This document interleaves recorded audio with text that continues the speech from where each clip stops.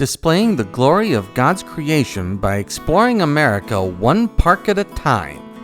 Welcome to Parking Full Time with Big Dave, the park's professor.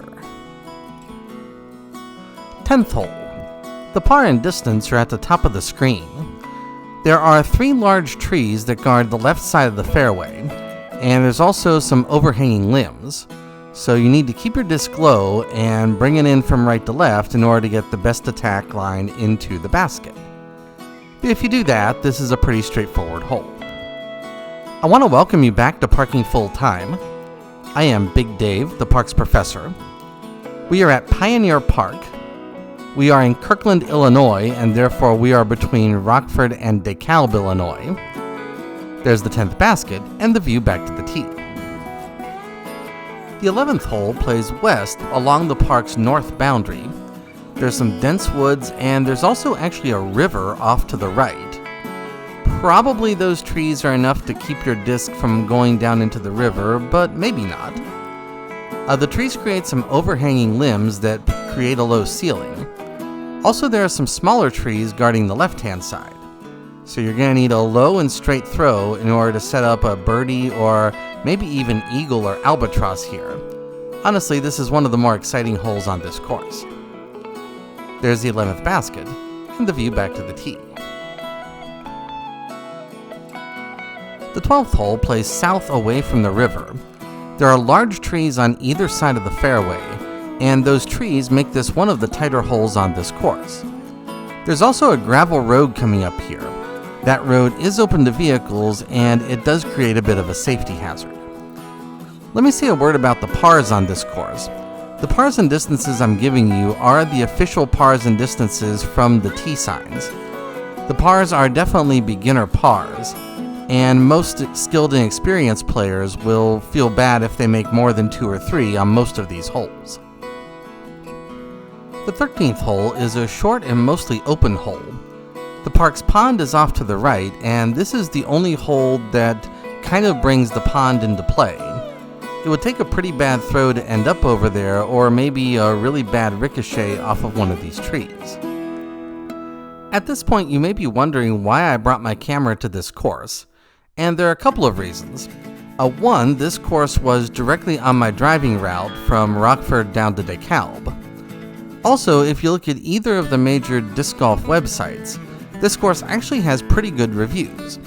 For example, on DG Course Review, this course averages 2.93 out of 5 stars over 21 reviews. That said, in my view, this is nowhere near a 3-star course, and I've reviewed and rated it accordingly. The 14th hole is another very straight, very flat, and pretty open hole. There are a couple of medium trees up here around the basket, but that's really it. There's the 14th basket, and there's the view back to the tee. The 15th hole is normally a straight hole with just some overhanging limbs to worry about.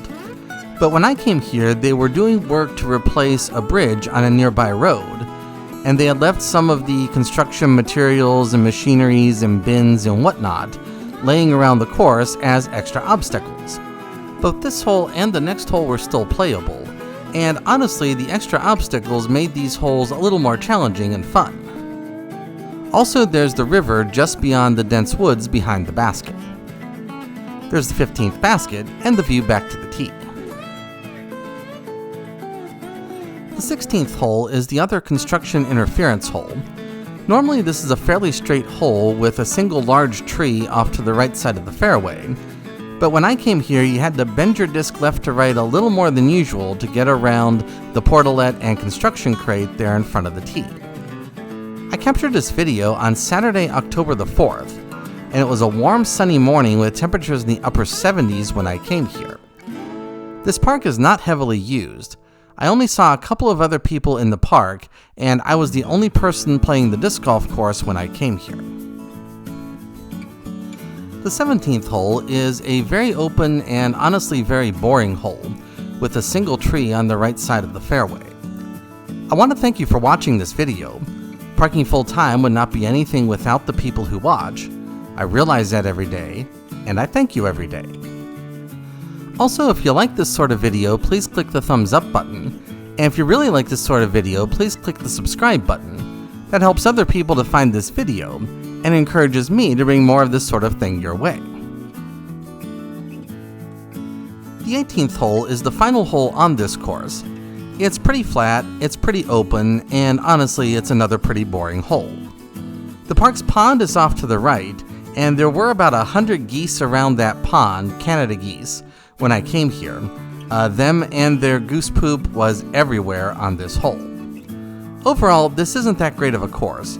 It's too flat, too open, and too uninspiring to really make for good disc golf. If you happen to be passing through town, it's okay to stop here and throw your disc around a little bit, but I wouldn't go out of my way to play here. That is the end of the course. Have a great afternoon, take care, and Lord bless.